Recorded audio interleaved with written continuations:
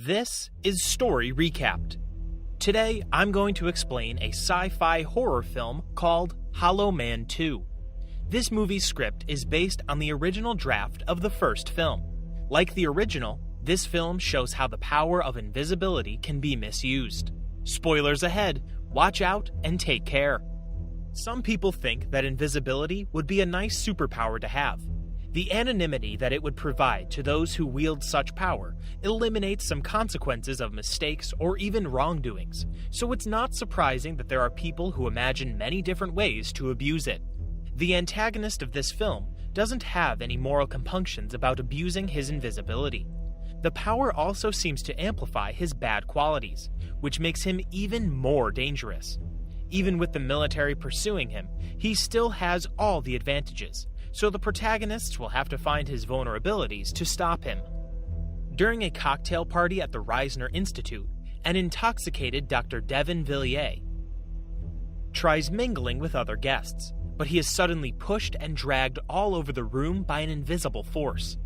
After gathering his composure, he throws a drink into the air to catch sight of the unseen force attacking him, but the liquor only splashes on the guests. Devin leaves the ballroom only to be attacked again and forcibly taken to the bathroom. Inside, the unseen attacker threatens to throw Devin out of the window to compel him to reveal the location of a substance he calls the buffer because his condition is getting worse. Devin tells him that it is in a locked vault and the only person who can produce it is Maggie Dalton. The invisible assailant instructs Devin not to tell anyone about the incident, so he agrees. As soon as Devin sees the bathroom door closing, he pulls out his cell phone and dials a number. The invisible man suddenly grabs the phone and smashes it on the ground. He then takes a broken piece and uses it to slash Devin's neck. This scene indicates that the invisible man is motivated by survival, and he is becoming desperate. He still wants to remain hidden, but he doesn't have the patience to plan his actions and be more discreet. Killing Devin only brought the invisible man some time to remain hidden, because the murder would launch an investigation that would probably point to him. Devin's role in the invisible man's predicament is not explicitly stated, but the scene suggests that it was significant enough for the suspect to target him. However, the murder isn't probably motivated by revenge, because he seemed like he was willing to let Devin live if he hadn't attempted to use his phone. Detectives Lisa Martinez and Frank Turner soon arrive at the scene to investigate Devin's death, but Dr. William Reisner and the military soon arrive to tell them that they'll be taking over the case. At the police station, Captain Harrison tells Lisa and Frank that there's nothing he can do about the case, but Reisner has asked them to look after Maggie because she could be in danger. Later, the two detectives meet with Maggie at her house. After inspecting the rooms, Frank asks Maggie what she was working on, but she stresses that she's under a non-disclosure agreement, so she can't talk about it. As they stand guard outside the house, Lisa engages Frank in small talk through the radio to ease their boredom. In the house across the street, a young couple prepares to take a video of their lovemaking with a camera set to night vision mode. Unbeknownst to them, the invisible man is standing by the window to watch Maggie's house. When the girl starts filming her boyfriend, she is shocked to see someone else in the room when she tilts the camera. Her boyfriend assures her that they're alone, but she sees the figure on the camera again. The invisible man decides to leave the room and go outside. The invisible man had a perfect opportunity to be mischievous, but he left the young couple unharmed. This, however, doesn't imply that he's conscientious. He might have already grown tired of seeing other people undressing in front of him. Another reason could be his concern for the worsening condition. It probably prevents him from reveling in things that he might otherwise find enjoyable. With his time running out, he can't let distractions interrupt him from pursuing treatment for his condition. Maggie hears her younger sister, Heather, arriving, so she goes downstairs to tell her that she can't spend time with her. Before leaving, Heather asks Lisa to take good care of Maggie. As Heather walks to her motorcycle, she senses someone on the lawn, but she eventually ignores it and drives away. Lisa sees Maggie's cat walking around, so she takes it inside the house. When Lisa goes upstairs to check on Maggie, she notices footprints on the carpet. As Lisa carefully walks towards Maggie's room, the Invisible Man hits her with a lamp. Frank hears Lisa struggling through the radio, so he rushes towards the house. By the time he arrives, Lisa no longer has a pulse. Frank and Maggie try performing CPR on her, but Maggie realizes that she can no longer be revived. Not long, an armed group of military personnel storms the house to track down the Invisible Man. Maggie calls out to Frank as the Invisible Man drags her to the study room. Frank hears the man's voice outside the door, but he sees no one when he breaks into the room. As Frank looks around for the man, the unseen assailant suddenly pushes Frank out of the way to escape from the room. When Frank gets outside, he confronts Colonel Gavin Bishop, because he realized that the military used them to lure the suspect. Bishop urges that their tactics were necessary and tells him to clear out. The Invisible Man throws several stun grenades at the soldiers to prevent them from detecting him with their sensors. Frank and Maggie use the opportunity to escape, unaware that the Invisible Man is following them. Bishop's willingness to use the detectives as bait shows that he's vicious and possibly corrupt. Frank probably escaped because he couldn't trust Bishop to keep Maggie safe. Since the Invisible Man is after Maggie, Bishop might also sacrifice her to capture the suspect. The film still does not reveal the identity of the Invisible Man, but the operation hints that he was part of a government experiment. His ability to outmaneuver the soldiers suggests that he was military. Upon reaching a secluded alley, Frank asks Maggie about the assailant, but she claims that she doesn't know anything and she's also trying to make sense of the situation. She begs Frank not to take her to the police station because the Invisible Man will know she's there, but Frank ignores her plea. As they walk through a crowded street, the Invisible Man starts pushing his way through the crowd to catch up to them. When Frank and Maggie cross the street, the Invisible Man tries to follow, but a speeding car hits him. The man's wounds become perceptible, so he goes to his apartment and injects himself with an unknown substance that turns him invisible again. When Frank and Maggie arrive at the police station, Harrison informs them that they'll have to hand over Maggie to the feds. As the officers prepare to take her to a holding cell, Frank advises her to go to the bathroom first because the toilet inside is dirty. Frank leads her to the bathroom, but he covers her with the door to allow her to escape. After waiting outside the bathroom for a while, Frank leaves to meet with Maggie downstairs. The Invisible Man follows them as they find a way out of the building, but he can't catch up. Frank could have allowed the military to take Maggie, but he is now driven to find out what the case is all about because of his partner's death. He would have fewer chances of learning who killed his partner if he left Maggie behind. It's unclear why Maggie refuses to tell Frank anything about the Invisible Man, since it's unlikely that she doesn't know anything. The non-disclosure agreement wouldn't be enough of a reason, since her life is now on the line. Frank has already risked his job to help her, so he's unlikely going to stop until he uncovers the truth. As they drive away, Frank demands to know the whole story and threatens to take Maggie back to the station if she doesn't talk. When they start hearing sirens, Maggie agrees to tell him everything, so they leave the car before the cops can reach them. Meanwhile, Reisner warns Bishop that their careers would end if Dalton talks, so Bishop disseminates Frank's picture over the internet and TV stations and declares him a fugitive. After Frank steals another vehicle, Maggie starts recounting the events that led to their current predicament. She recalls that a team of molecular biologists discovered a way to make humans invisible 5 years ago, but the program soon ended because most of the team members were killed. However, an operation continued a year later under the codename Silent Night, with the goal of creating an undetectable soldier. Maggie notes that she became part of the program to find a way to eliminate the critical side effects of the invisibility serum. Maggie explains that she made a compound called the Buffer to keep a subject named Michael Griffin alive.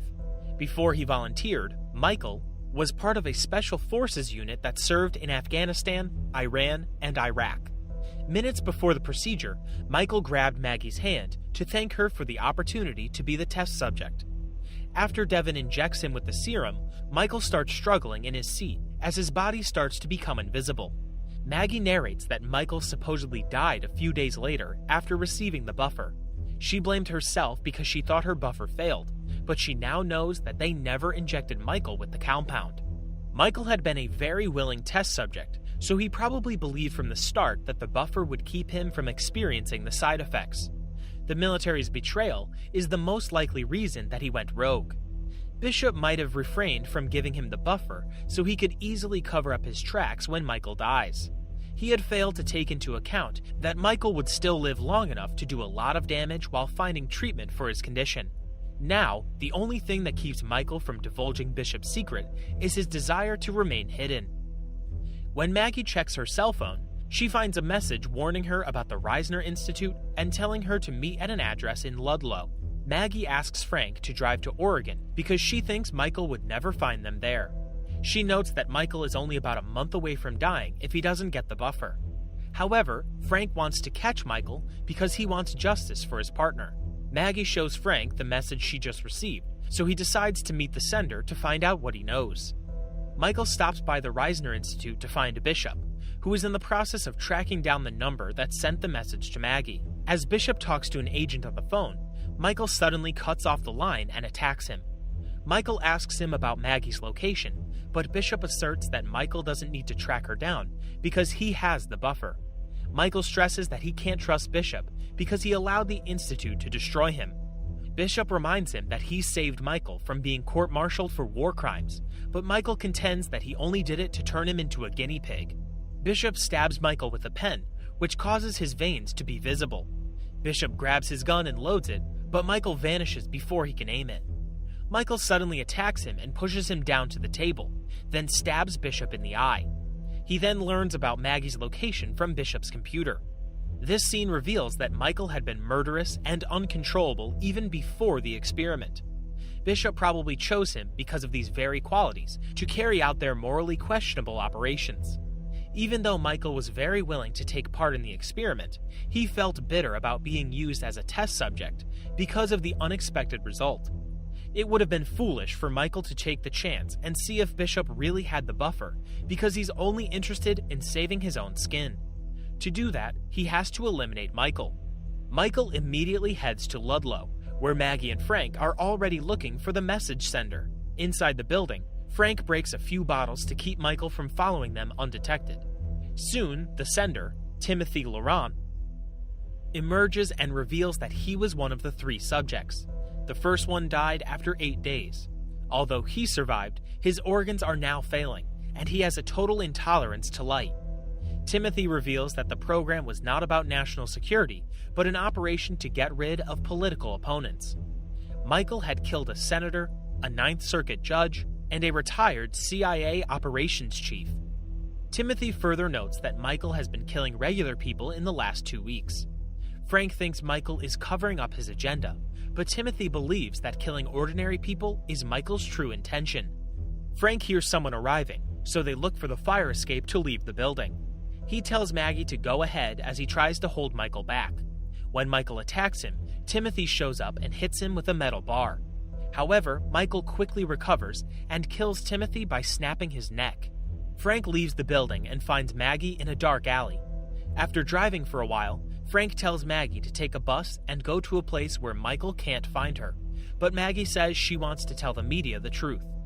Maggie calls Heather to tell her she's doing fine, but she learns that Michael has taken her sister hostage. Michael asks her to be at the train station alone in a few hours. Maggie and Frank already learned that Michael is ruthless, so they know that he would not hesitate to kill Heather if they didn't comply. The military already has trouble tracking Michael down, even with his failing health. If he gets the buffer, they would have a harder time catching him. His killing spree would also make it more difficult for the military to cover up their illegal operations. Maggie was hoping that Michael would die in a month without the buffer, but he has proven that he only needs a short amount of time to commit desperate acts and compel people to give it to him. When they arrive, Frank keeps his distance while Maggie looks for Heather. Frank sees a camera with night vision on a display rack, so he uses it to see if Michael is already there. On the TV, a news anchor announces that Frank is considered armed and dangerous, so Frank has no choice but to stay out of sight. Heather soon emerges without any signs of Michael. However, Michael grabs Maggie while several people are blocking Frank's view. Michael takes Maggie to a dressing room and tries to inject her with a serum, but Frank finds them before he can do so. Maggie runs out of the clothing store, but Michael manages to grab her. She screams for help as she's being dragged away, but no one comes to her aid. Inside the station, the cops arrive to arrest Frank, so he runs back to the clothing store. When he finds the serum on the floor, he strips his clothes off and hesitantly injects himself with the substance. Outside the station, Reisner arrives with the military to keep the police from getting Frank and Maggie first. Reisner uses his scanner and spots an invisible figure running on the streets, so he runs after him, but the man subdues him and takes his gun. When the invisible man threatens to kill him, Reisner begs for his life and promises to give him the buffer. When he addresses the unseen figure as Michael, the man corrects him. Reisner figures out that he's Frank and becomes confident that he won't shoot him. Frank keeps pointing the gun at Reisner and watches him back away to the streets until he's hit by a car. Reisner believed that Frank still had a strong sense of morality, unlike Michael. However, Frank's standards had probably diminished since he lost his partner. Reisner's role in the experiment and the operations probably compelled Frank to skip the justice system and allow him to get hit by a car. It seems that Frank's faith in the justice system had slowly eroded after finding out that the military used them as bait. He had forsaken his duty as a cop when he helped Maggie escape. Now, he seems to have crossed the point of no return when he injected himself with the invisibility serum. Maggie ends up in her old college laboratory with Michael to create the buffer. By that time, Michael had become very sensitive to light, so he gave him clothes for burn victims to protect his skin. As she prepares to inject Michael, he tells her to inject half of it into her own body before giving the rest to him. But soon after she injects Michael, he starts strangling her. Maggie sprays his eyes with paint and tries to find her way out of the building. Michael runs after her, but an invisible Frank suddenly knocks him down. As Michael looks around for his assailant, Frank hits him with a fire extinguisher and pushes him out of the window. When Frank gets outside, he finds nothing but Michael's clothes on the ground. Maggie sees Michael's figure in the rain as he walks toward Frank, so she tries to warn him. However, Michael hits Frank with a metal pipe when he turns around. Maggie can't recognize either of the two invisible men as they continue to fight in the rain. Michael gains the upper hand and locks Frank's head with the pipe. When Frank breaks away, Michael knocks him down with a kick. Michael turns his attention back to Maggie, but he slowly becomes visible and drops to the ground before he can reach her. Maggie reveals that the substance she injected on both of them was rat poison. Michael grabs a shovel as Maggie starts bleeding from her nose and falls to the ground. Before Michael could lay his hands on her, Frank recovers and stops him. After knocking Michael down, Frank plunges the shovel against Michael's body. Maggie took the risk of injecting herself with poison because she felt that stopping Michael was more important than her life. As expected, Michael couldn't keep himself from killing people even after getting what he thought was the buffer. He had little reason to kill Maggie because she's unlikely to pursue him.